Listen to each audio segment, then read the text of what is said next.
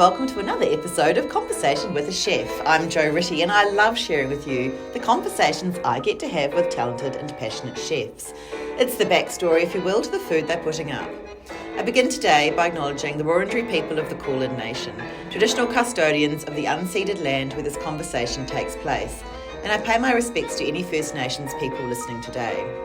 Today I'm chatting with Anuj Sanghi, who's opened Bar Mercado on Peel Street, right across from the Queen Victoria Market. The name Mercado means market in Spanish, and that's really the heart of what Anuj has created, a place for people to gather, share food, drink, stories and cultures.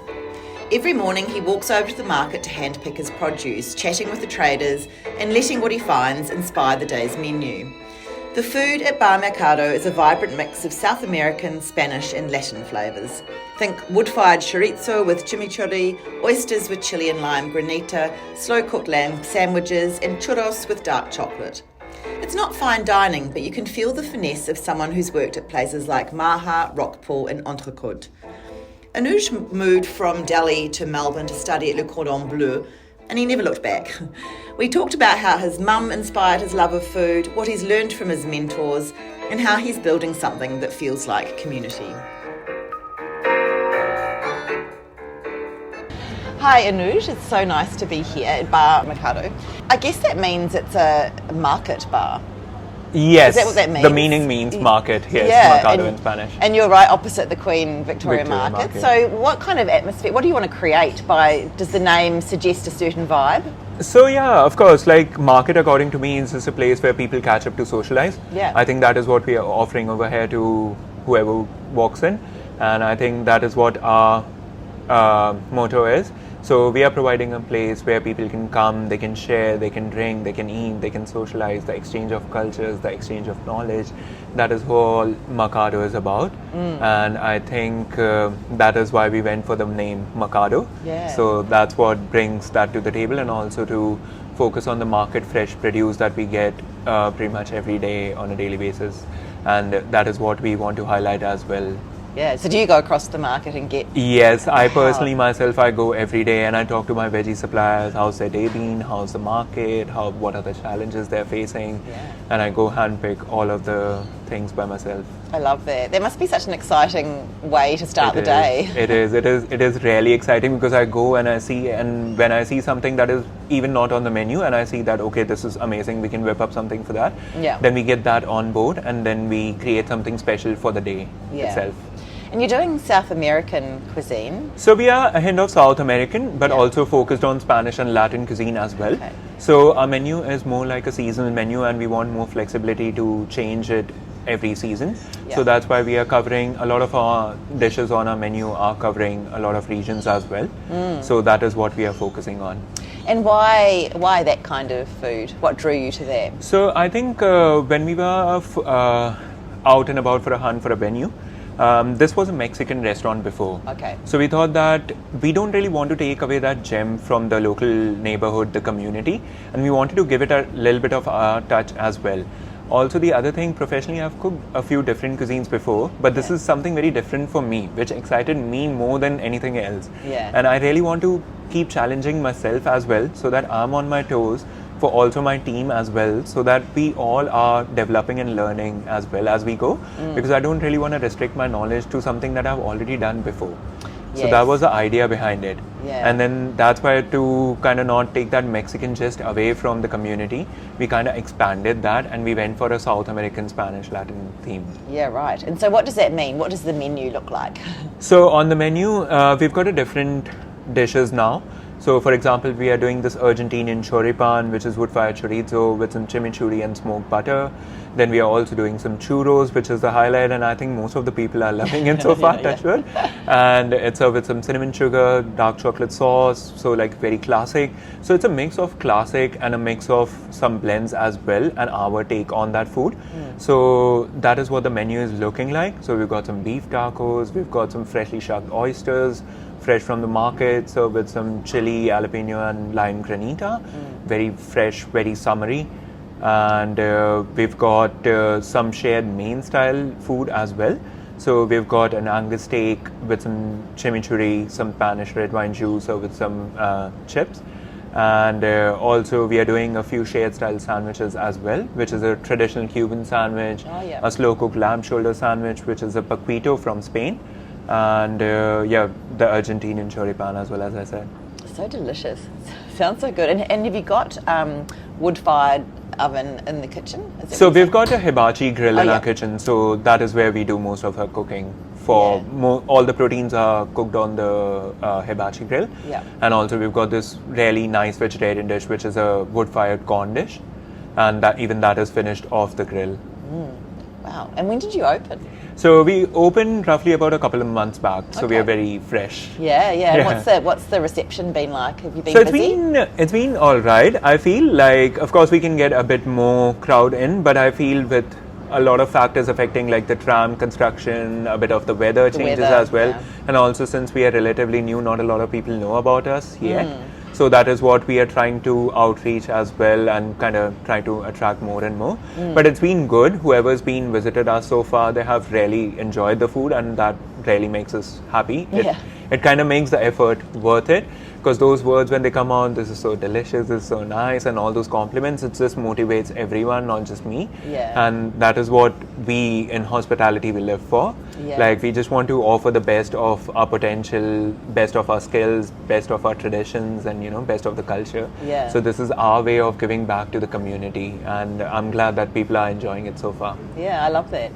So when you embark on a new cuisine, and you said that you've cooked a few different kinds, where do you start? How do you learn about that food? So I came to Australia as a student, where I studied in Cordon Bleu in Melbourne campus to become a pastry chef. I started as an intern in Maha restaurant, which is a Middle Eastern cuisine, and then I moved from there to Rockpool Bar and Grill in Crown to learn more about the Australian produce and the Australian style of cooking, and also they are big on grill, so I wanted to learn the concept of the open fire cooking. Then after that I went to Society Restaurant to refine my skills, and it's a well invested kitchen, of course, so it was a great learning experience over there. Then after that I moved to Antara, which was a pre-opening setup, so I was part of the pre-opening over there, because that was, I think, my first step to learn more about the pre-opening steps of a restaurant, so that one day, if this day comes, I'm kind of ready to know what I'm getting myself into. And then my latest role before this was a head pastry chef at Entrecôte. So that's a lot of different cuisines. But to know the nuances of the flavours of a particular country whose food you're going to cook, so opening Bar Mercado, would you look at books? Do you look online? Have you been to Spain or South America? So I haven't been to Spain yet, but that is definitely next on my list. But as I said, I like the open fire cooking always interested me. So I definitely got a lot of knowledge from my books, of course, and the others were like, I've got a lot of connections of Colombian friends and all who are chefs as well. So I've cooked with them. Like, whenever there's gatherings and all, they would set up big ass barbecues in their backyard, and we would be smoking some proteins and all, and that is really exciting. Like, how they build that gathering and how everybody is just enjoying on the simplicity of the food, and that what excited me to go for it. So you moved here to study to be a chef? Yes. And why? So what was happening in? Are you from New Delhi? Yes, I'm from New Delhi. Yes. So when you were growing up, did you think you always wanted to be a chef, or where did that idea come from? So I think that idea came from mostly my grandfather and my mom. I used to cook with my mom in kitchen as growing, and also I used to take a lot of trips with her down to the weekly markets and the local markets, where we used to focus more on how she used to select her produce and be very strict and affirmative, like, okay, dude, this is the one I'm going for. So that really excited me. That concept of cooking, the knowledge, the experience that she shared, and also the interest, the smile of that on her face is just something nostalgic for me. And the other important person in my life was my grandfather. He was from a business background altogether. My family is kind of from a business background. But he always taught me this one thing, that Anuj, find your own way to give it back to the community. You don't really have to do what we are doing, or you don't really have to do what you think you should be doing in terms of what others are guiding you with. Always listen to your heart and see what it says. And for some reason, it just stuck. Like, my heart is just into cooking right now. And I think this is something that I need to pursue. So to give myself a little test, so I enrolled myself in a hospitality university in India, but I studied in Goa. So I left Delhi. I wanted to leave my comfort zone first, so that I block all these people who are kind of telling me, no, you're good in this, no, you're good in that. Yeah. So I went to Goa, studied hotel management in IHM Goa for 3 years. Then I started working with Grand Hyatt in Goa itself. And that's how the journey began. So that time period was a bit hard, honestly, as a chef, because it was very labor intensive back in India, and you really kind of put in a lot of hours and all. So after that, then worked there for 2 years. Then somebody suggested me, okay, for somebody like you, Cordon Bleu could be a good step up, and then see if you can actually try and get an admission over there. And then I came to Australia. And why Australia? So I was actually asking a few of my friends also who have been to other countries as well.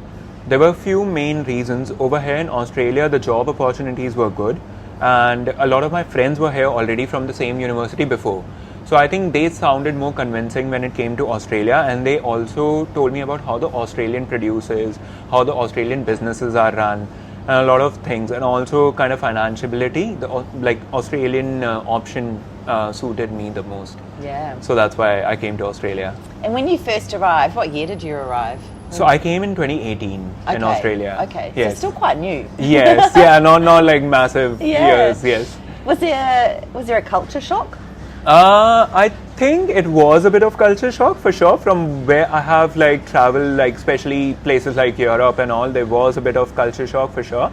But I think I did a little bit of my research of my own as well, and it really helped out a lot. And then always, I'm a person of I really respect the other cultures, and I really want to be a part of that culture as well. So I think it was really great experience for me in general to meet these new people, to meet these new faces, to build up my own confidence as well. It was a really good step up for me, and I really enjoyed the experience that I've had so far. And the Cordon Bleu is such a good course. Yes. I feel like you really can explore lots of different aspects, and it must give you good connections to industry as well, does it? Absolutely. So I think a lot of chefs from Le Cordon Bleu also are really professionals, and they have worked at a really great places.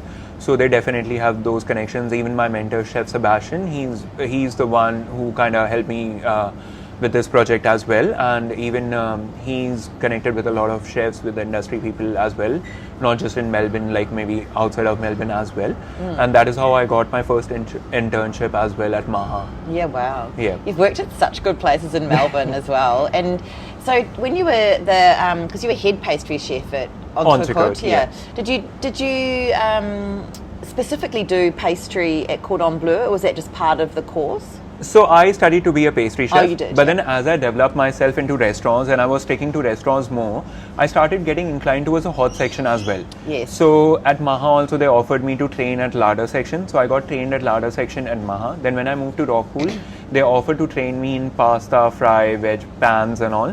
So I started doing that also. Because then for me it was just food.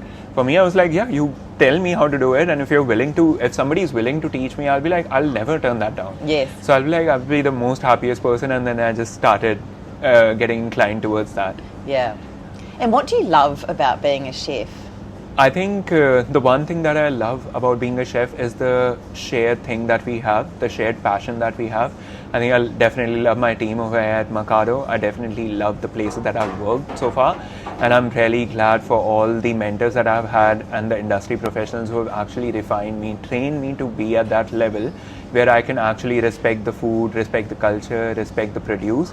And it really means a lot to me. I think that's the best part about being the chef. Yes. And I'm glad that this could be my way to give it back to the community. So I feel like it's quite a steep trajectory to go from learning to cook to now owning your own place. Yeah. So congratulations. Thank you so much. And I guess then it's not just about cooking, is it? You've got to think about all that business, but that's maybe where your family background comes in, the business side of things. Yes. Yeah. No, that's absolutely correct. Honestly, there are literally some of the days I'm just like, man, I really just want to be behind the pass, cooking what I want to cook, because that was the idea. But yes, there is definitely a lot of things happening behind the background as well, and you really need to pay attention to those as well. Because now you're looking at this as a overall, it's a business now. Like whether you like it or not, it's not just a place where people will come to eat. For them it is that, but then for me it's a business as well. That's right. And I know I don't really want to treat it as a business, but then obviously given the economy and everything, it just gets too harder. And then I have to step out of my comfort zone as well and actually deal with those issues. So that is where my team actually supports me, and then they take charge as well. So over here we do have a hierarchy, but it's more about taking that step above the hierarchy, showing the real potential. And I think that is what we are offering as Mercado to our teammates, and they are very happy with that opportunity as well. And that is where we also see that, okay, how much passion, potential and efforts they are showing as an individual as well. Making mistakes is fine. We all make mistakes. Even I make mistakes. But then in the end of the day, the result, the learning from the mistake is what we want them to take home when they leave Mercado. So the next day when they come, and they'll be like, okay, now I know what I did wrong and I know how to fix that. So that confidence we need to, boost them up, and that's what we are about. But yes, of course, it's a real different world. And then you're really balancing that creativity with food costs, aren't you, as well? Yes. And so you can't just do whatever you like on the plate. It has to be tempered with Absolutely. So we need to be fair to our customers as well. We cannot just randomly get something that is crazy expensive, or maybe we are charging somebody that is crazy expensive. We are not that type of food. Honestly, we are not fine dine. We are more like a casual, elegant place where we want to offer the freshest of whatever we are doing, and then also within the range that people would be comfortable spending, especially in these tough times a little bit. So we just want everyone to be a part of that Mercado family that we are trying to build over here, and just like for them to just come in, give us a shot, have some food, try it out. You really don't have to worry about how much you spend over here, because you can be like literally spending around $40 to $60 on an average, and trust me, you'll be leaving satisfied with what you get. So although it's not fine dining, you've had a lot of fine dining experience. Do you find that you still use those techniques from fine dining even when you're doing simple food? Yes, we do. Yes, we do. Like even at fine dinings, I think, or whether you are doing that or not, I think one of the most important things is that you have your basics clear. Like even if you're working in a fine dining, for example, making a meringue is very basic, but if you can't get that right, then your next step is not going to be right. So that is what we are about. We are using some of those techniques. So for example, smoked butter, we are smoking our butter with some apple wood. Now we are doing blending, we are doing all of these, we are using the siphon guns, liquid nitrogen, but that's what, like we are using all these techniques, but in a manner that will suit our requirements more, and nothing over the top on that. So we don't want to, like as I said, we don't want to over invest also on our food, and we still want to focus on the flavor profile of it. Well, I'm very excited because I'm going to be eating here tonight, and I can't wait to have all those flavours. But just for a last question, I feel as though, you obviously loved food and you were drawn to being a chef, and then I feel as though you've been very intentional in the places that you've chosen to go to, and now you have your own place. What would your advice be to a young person starting out as a chef? I think what I chose all the time was the mentor rather than the place. I think a great mentor can really help you mold the type of chef you want to become. And I think for the young chefs out there, I would say this one thing: follow your heart. See what sort of food you really want to do, and then choose the place and go for it. Like, I know people would be talking about a lot of restaurants which are doing great, which is good, of course. But then also think again, you could be at a very high-end place also and still may not end up learning a lot. Or you could be at a mediocre place or some place where people haven't heard much about, but they're doing some really great food, something like a hidden gem, and you may get to learn a lot about it.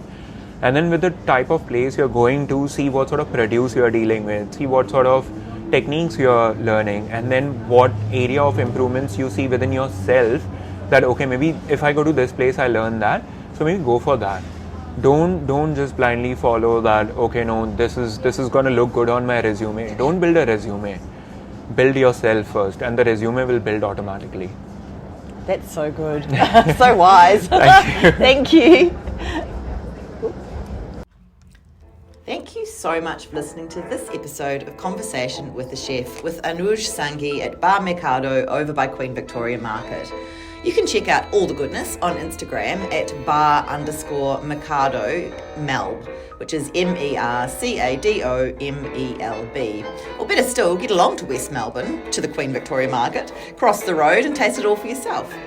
If you'd like to hear more stories from other chefs, I'm also on Instagram at Conversation with a Chef.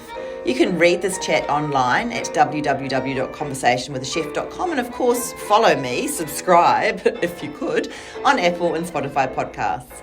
I would absolutely love it if you told a friend about my chats. I still think it's the best way to get these delicious stories out into the world. Once again, thanks so much for listening. Have a great day and bon appetit.